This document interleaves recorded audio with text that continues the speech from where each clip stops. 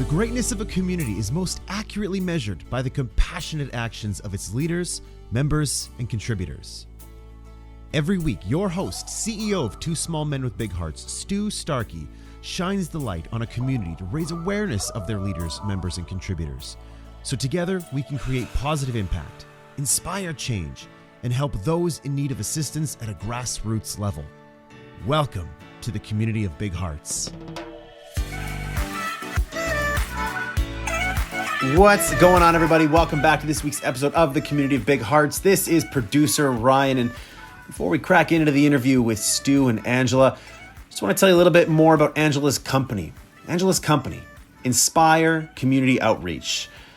They're an incorporated nonprofit social services agency, and they provide evidence and culturally informed, family-centered education and programming that's designed to meet the needs of those living with mental health issues and neurological and cognitive differences.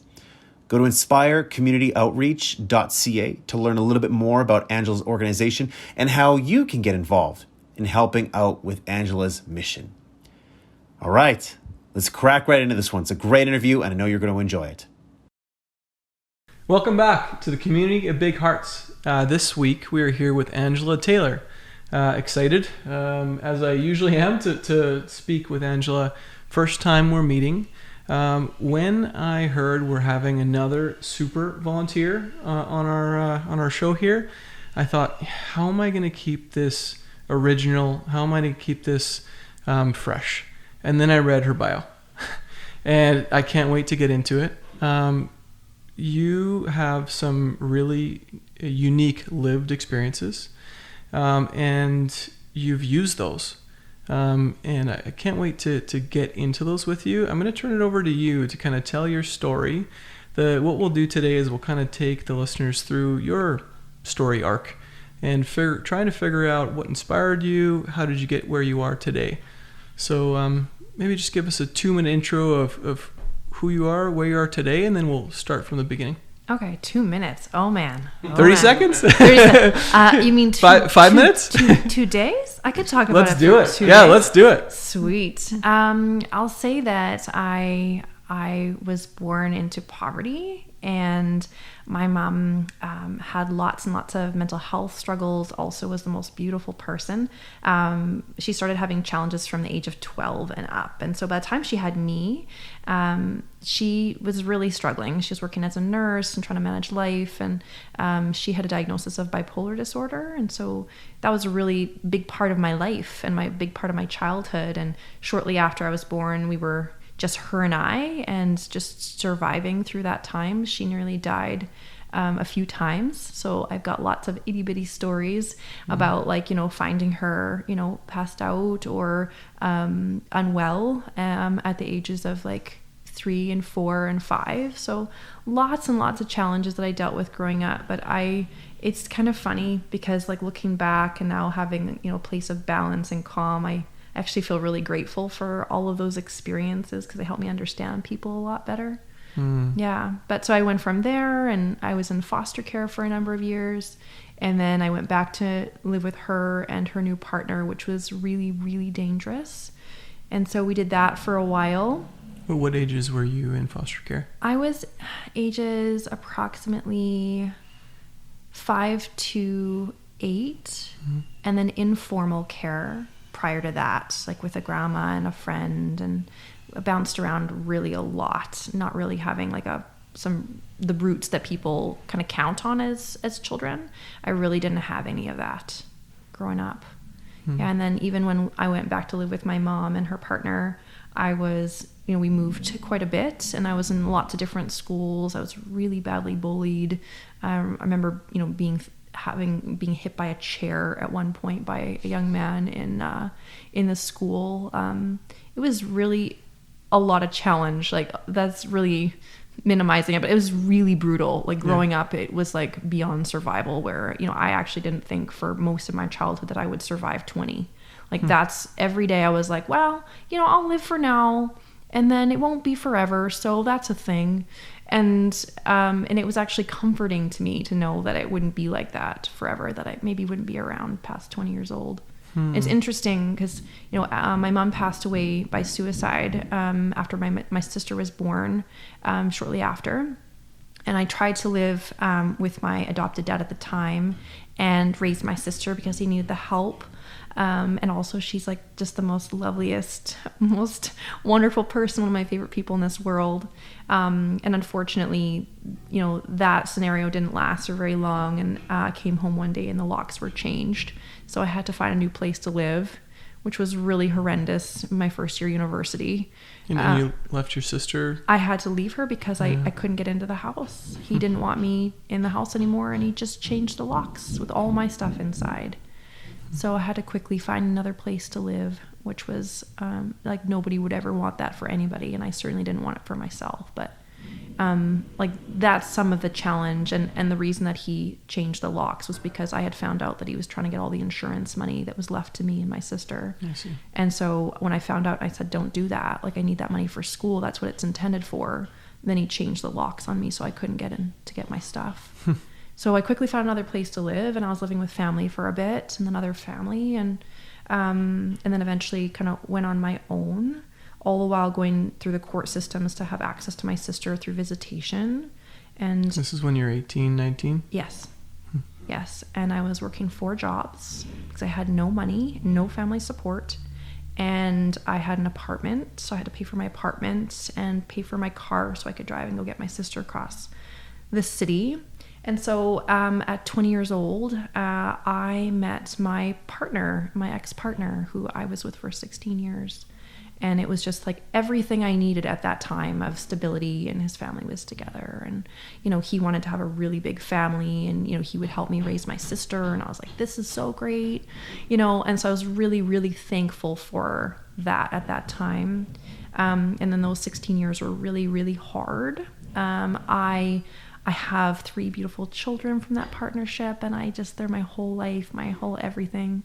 And so now I've been apart from my ex now for almost 2 years, and I started Inspire at that time. And supporting Inspire was kind of a lifeline for me during those years. I really jumped into it. Supporting community has been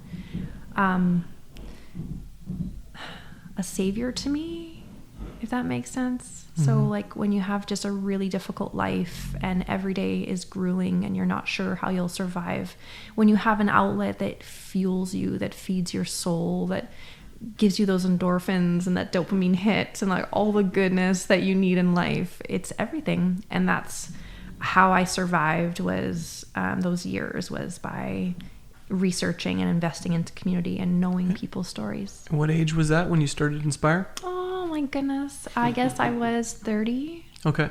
Yeah. We're going to come back to that. Yeah. I just wanted to kind of place that on the timeline. Yeah. I know reading your bio and your story is remarkable and challenging enough, but I think what I read in your story was that you also had some learning challenges when you were growing up? I do.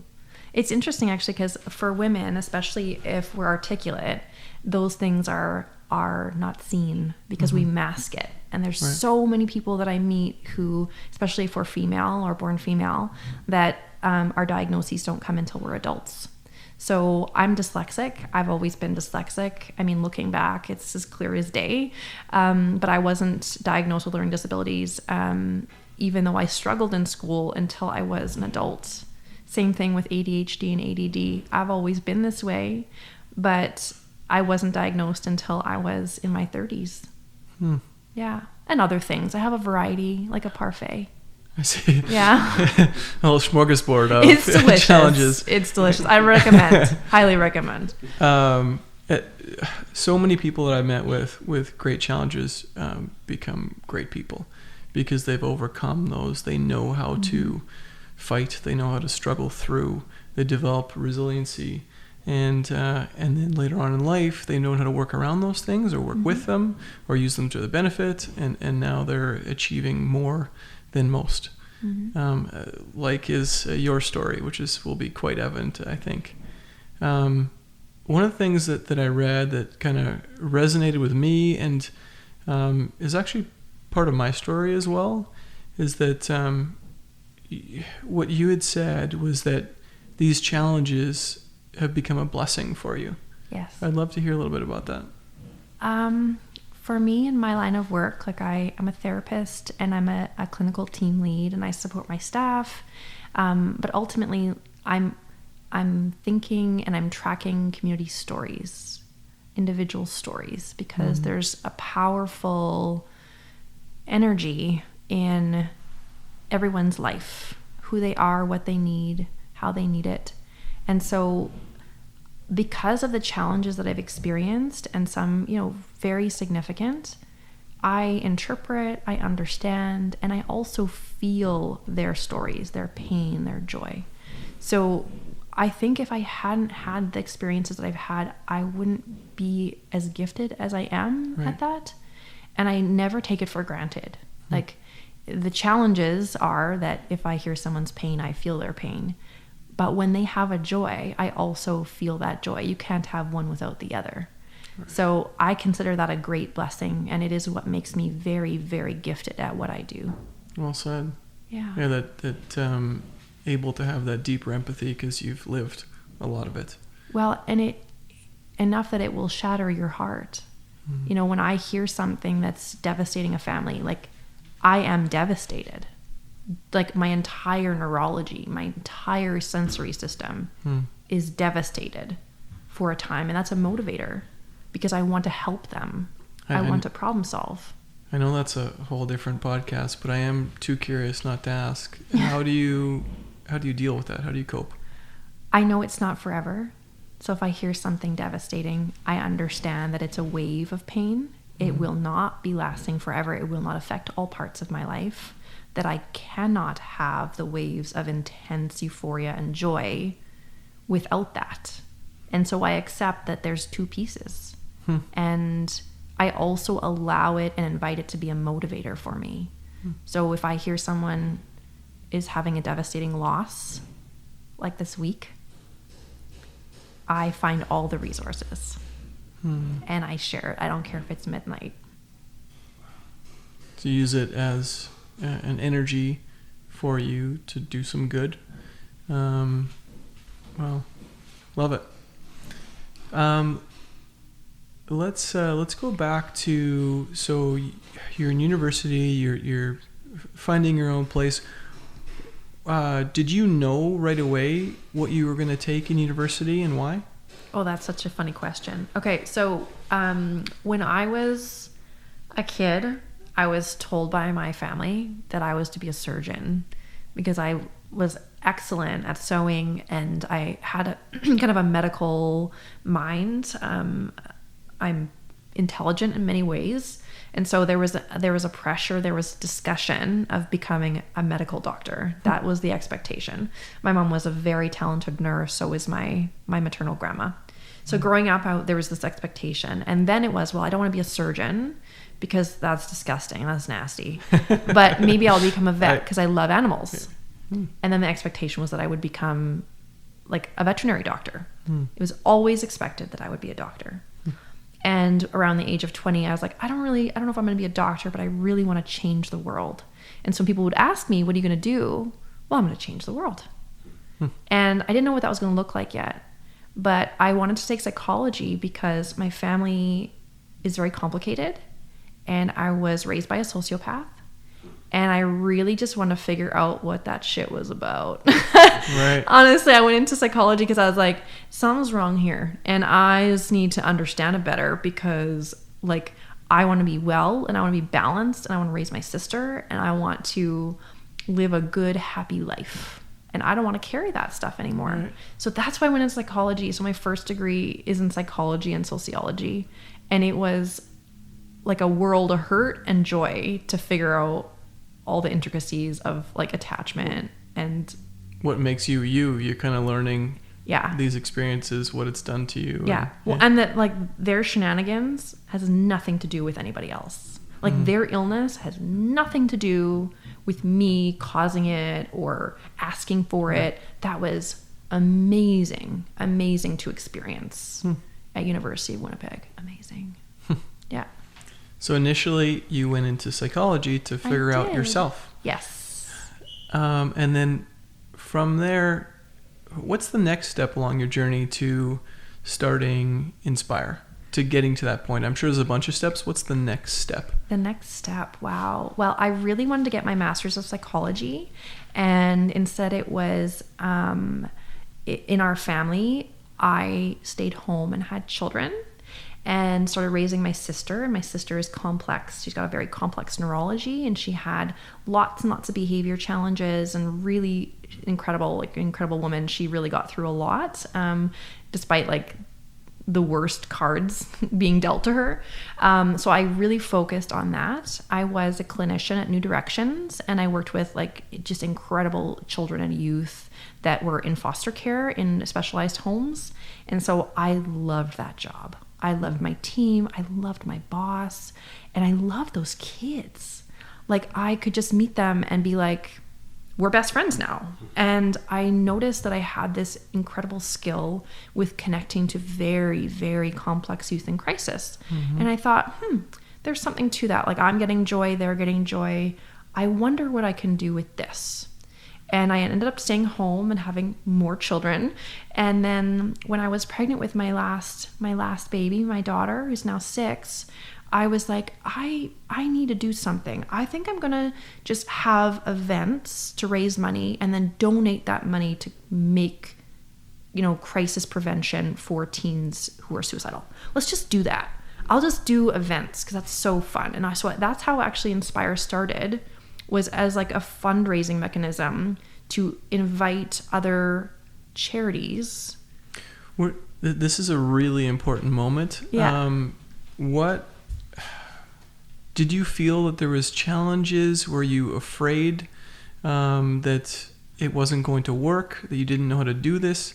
Like this is the moment that I love exploring with others listening, hopefully to inspire them. Because I think a lot of people think about doing these things. They think about helping, and they get this like dream about what it looks like, but then they don't take that next step. And that's what we want to try to inspire. So just like explore that decision moment where you were just like, yeah, let's do it. So there's a line, like a quote that I've heard a few times of, you miss 100% of the shots you don't take. And I think it's Michael Jordan, isn't it? Wayne Gretzky. Oh, yes. Sorry, Wayne Gretzky. Somebody awesome. Definitely. Yeah. Definitely. Good old Wayne. But I remember at that time not really thinking about that. I needed something to do. I was at home, and I love people, and I love action, and I was at home raising children, and raising children is one of the most important jobs on this planet, but it is thankless. It is thankless. Mm-hmm. And I would be cooking and cleaning and grocery shopping and dealing with a son, that had challenges, and my sister was, having behavior challenges. And I was like, I just need something for me. And so it started, I'm just going to just write a letter, and I'm just going to collect some donations, and I'm just going to have this fundraiser. And it felt so good to see the little pieces of the list being checked off. Right. And it turns out like we had, I think 50 gift baskets, like giant, like worth like hundreds and hundreds and hundreds of dollars each. And we had art donated. Like it was ridiculously successful, like unbelievable. And it was like very rewarding to feel like people showed up and they believe in this and they see it as a need too. And I really invited myself to see the things that were going well. So just want to be clear. So you were realizing that this raising children can be thankless. It takes a lot of energy. Sometimes it doesn't give back. And that you decided to do this for yourself. Yes. That this would give you energy and get those thanks that you're looking for. Yes. That's amazing. And it goes a lot along the topics that we've been discussing with the other super volunteers. That this isn't when you're giving back as a volunteer, it's actually doesn't usually start with, oh, I gotta give back. It's something that you end up doing for yourself while giving to others. And that's like this win-win that I absolutely love. I don't think is talked about enough. And when people are thinking about giving back, I'm not sure it's fully considered until they actually start doing it for some. Yeah. So and awesome. then it gets to life on its own, and it's all over the place. Like I remember I had this beautiful house, and the front room had donated items in baskets to the ceiling. And every time I would walk in there, like I couldn't even let my family look at it because they were like, the room is a mess. But I was like, humans, generous people who might not even have a lot, believe in saving children's lives and making a difference. And they are giving of themselves, of their business that they do not have to give because they want to prevent suicide in teenagers. Like, weigh the pros and cons. I mean, we're helping people, yeah, perhaps saving their lives, or have a little bit of a messy living room. Well, I wasn't allowed to have anything out of that room, but I kept it in the room, and it was a mess. And I kept the door closed, and and it was, it felt so good. So that's how it started. It started with, I'm like, it takes 5 minutes to fill out nonprofit work documents to start a charity, or not a charity, but to start a nonprofit. And I asked my family to be the board of directors, and they agreed because there was very low risk and we weren't really doing a lot. And then with that money, I was surprised because I couldn't get the charities in Winnipeg to do what I wanted them to do with that money. I was like, I'll pay you to help these kids with prevention, not crisis management. Let's not wait till they're killing themselves. Let's provide education ahead of time. Let's provide groups ahead of time. And they were like, well, we could do maybe something in the summer. No, I mean, like, all year, these kids are in distress and they need help. Like, what can we do about that? Well, maybe, but adults. No, I'm not saying adults. I'm saying kids. They need help. And so I was like fighting with these organizations, and these are incredible, generous, skilled, amazing charities. And yet, they do what they do. And I discovered, wow, there's a huge gap here. What am I supposed to do? Like, if I'm a clinician and I can't get care for my own kid, who can get care for their own kid? Like, at that time I was in social services for over a decade. I mean, now I'm on my 21st year in social services, caring for community. Like, if I can't, who can? Right. And that's when it started the very next year, that January, to do monthly drop-in for free, building, positive mental health coping strategies for teens. And I mean, it was really pie in the sky. I had no idea what I was doing. I was researching. I was asking parents, asking kids, what do you want? And it started like, kind of rough, and then by the fall it was mindfulness courses and education documents for parents, and it was going with some ease. So like 1 year later, or within a year, even 10 months later. I love that, that realization. You found a gap. You realized there's a problem. You found that gap, and then you asked yourself, if I can't, then who is going to? Yeah. And you filled that gap. And I do that every day now. Huh. Every day. It must be rewarding. It is. There must be a lot of impactful stories. Life-changing. Every story changes my life. Can you share one that comes to mind? Oh, I'll try not to cry. There was a story of a parent who, there's so many. A lot of us parents that have children with autism, including myself, we understand that our children require a lot of us, a lot of creativity, and a lot of forethought in terms of safety, because our children don't always have that ability to be safe. And so kind of, I've heard of like a mom using a rope to sleep beside her son and tie her son's leg to her leg so that if he got up in the night, which he often did, that she would wake. I've heard parents be told that, their children's disabilities and difficulties was caused by them and the impact that has on those parents for life when a service provider and professional, a doctor, says, like, this is just, like, you just don't know how to parent well. Like, these children have permanent neurological differences they were born with that, like, I am the same in a lot of ways in terms of being high body charge, in terms of my sensitivity, that I was when I was born. So my mom didn't cause that. You know, a mom doesn't, or a dad or a parent doesn't cause that. But being told that negatively affects that person's confidence, no doubt, their ability to trust for life. You know, the parents that we often have come to us, they've been in distress for between 3 and 16 years. So they've been told by dozens and dozens of service providers that it is their fault. If they could just work on nutrition with their kid, it would be fine. If they could just do a bedtime routine. So those types of stories, they really, really hit home. I have talked to parents who have lost their children. They've died. You know, like that, I carry those stories every single day of my life. Were you able to, knowing that, you're able to coach those parents and give some relief? I do. It's one of the biggest joys of my life is to find a family that is, they're hungry for help. They've tried everything. I mean, they've tried, everything you could Google, every service provider recommendation, and it's not been successful. It has not been what they needed. And to just sit with them and hear what they've tried and what they want and make a solution with them that's based on their information, their needs, their goals, and see them come to a place of success. There's just nothing like that.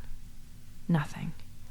I can't imagine what you would find while Googling to solve some of these problems. Oh my goodness, it's ridiculous. some hilariously awful suggestions, I'm sure. It's honestly, and dangerous. Yeah. Some of them are dangerous, right? Or they're just a waste of your time. And when you're already exhausted and you have not slept in 16 years real well. And no confidence. And you've been told it's your fault, that you've caused this, that you're at fault for your child's behavior, your child's disability, your child's, humanness, their neurology, the pit of despair that they're in. They just need someone to sit with them for a bit and just give them a hand up. That's all they need. They don't need the magic. It's funny, people will be like, oh my goodness, you do so many great things. I am honored to be invited into these families' homes on a daily, weekly basis when they have been just in a brutal system for decades. It humbles you to your core, for sure. Yeah. What's next for Inspire? Oh my goodness, the growth that we're in right now, some of the things we haven't even launched because it's so intensely wonderful. We are now up to 13 staff. Wow. I know. We have 2 satellite locations. Our main office is at McDonald Youth Services here in Winnipeg on Mayfair. And we have a satellite location in Dryden, Ontario. And we have a satellite location in the Interlake. So we are starting to grow in very big ways. I supervise an incredible clinical team. These are hand-chosen, passionate, kind, loving clinicians that have unique personal experiences that make them have an edge. I am also a mentor for social work students, so we have those students also coming with us very shortly in a couple of weeks. Very excited about them joining us. We have Dating 101, which is a really cool program developed within For Community, again, filling social services gaps. If you are autistic, you are neurodiverse, and you are struggling with dating, and it's just you're in your 30s, you've tried everything. And I can sympathize because I dated for the first time in my 30s. It's kind of brutal. We can support you with that. But it's not us talking at you. It's us coming up with a plan together and us doing a program together with community and making something uniquely meaningful to make big strides in people's personal lives. So that's just some of the things. That's listening to some of those solutions that you're coming up with that was was really cool hearing that, because I'm a problem solver by nature. Yeah. It sounds like you're just listening to your clients, finding out what the problems are, and creating programs around that. Yeah. Well, they know. They're like, Angela, I wish that there was a really affordable social skills group because my amazing teen needs support with social skills. So we legit hired somebody that's autistic to teach this course, and he is amazing. So cool. Like, we're just creative problem solvers, but just like really just doing what people are asking us to do. That's legit all we do. And we look real great doing it, but it's not us. Like, it's just community just saying what they need. But we're good listeners. Yeah. I believe that. Yeah. How are you guys funded? We are not core funded, which means we have no regular funding, which almost every other charity does. We are creatively funded, I'll say. We get a little bit of donations, not much. I think we've got 2 donations a month. Okay. We get some donations from private folks and business for special projects. Like, we had the Computers for Kids program where we delivered 437 computers to community members for just on donations alone. That was a very costly program for us, but we were really proud of that. And we get funding here and there through grants. So we write the grants, which often takes dozens and dozens and dozens of hours, and then we apply, and then sometimes we get it. And this year we've done very, very well. Awesome. Very well. Yeah. How can we help you and inspire? How can the listeners, how can Ryan and I help you? Oh, that's such a great question. I love that question. If people do have the time to share our resources, free videos, whatever, on social media, that is really helpful because it helps us help people without actually having to go to their house. We have a lot of different videos coming up as well that we would love people to share. If you know people that maybe would be interested in coming to Dating 101 or social skills groups, or to buy our books. We've got all kinds of Minds Within for Children with Disabilities, which was written for kids, and it's so good. We have another book that's being published actually right now, and it's an Art for Wellness Facilitation Guide. And so that was a textbook I wrote over 3 years. Like, I just want to like just have like a tiny violin, just like, you guys don't, if you're like, I think I'm gonna write a textbook, don't.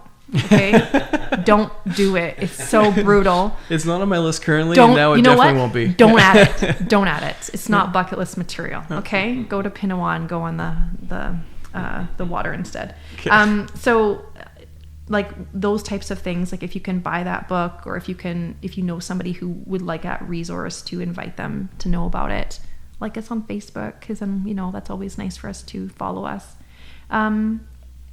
If you know a business who can donate, I love that. If you want to come to our fundraisers when we're allowed to have them again, you should do that. And just know about us, I guess, right? We really just love helping people. We really want to have families discover we're available, because often they've been in distress and feeling very alone for a long, long time, and their mental health is not doing well.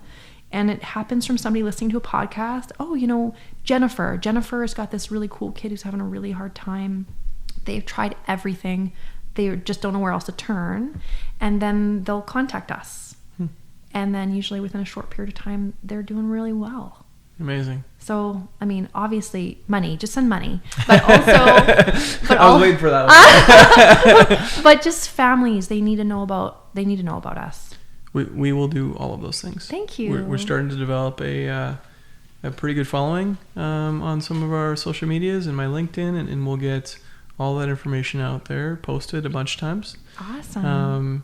And we'll spread the good word through our networks, and hopefully our listeners will do the same. Thank you. Before I ask my last question, I want to ask Ryan, does he have any questions through this process? I'm sure I missed something. So you never miss anything, baby. You're all good. But there is a question I was asked that I was thinking about throughout the interview.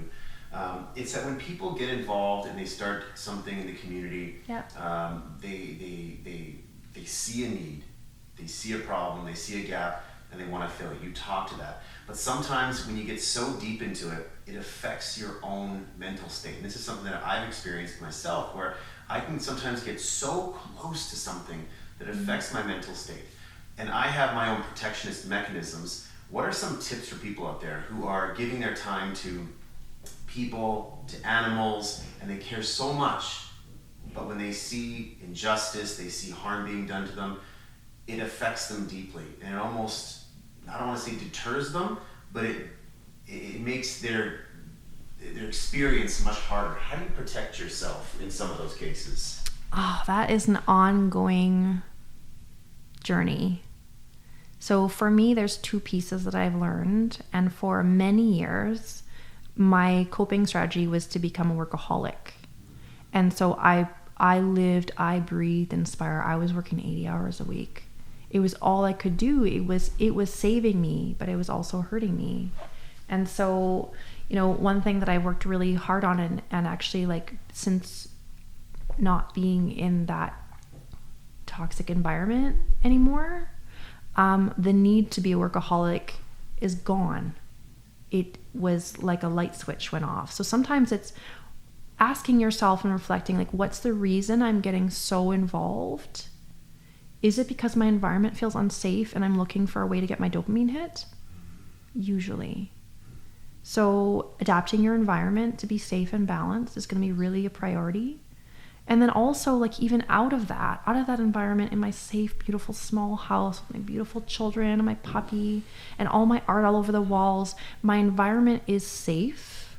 And sometimes, because I have a hard time saying no, I get to a place of unbalance again. So it's being really self-aware in a non-judgmental, very compassionate way.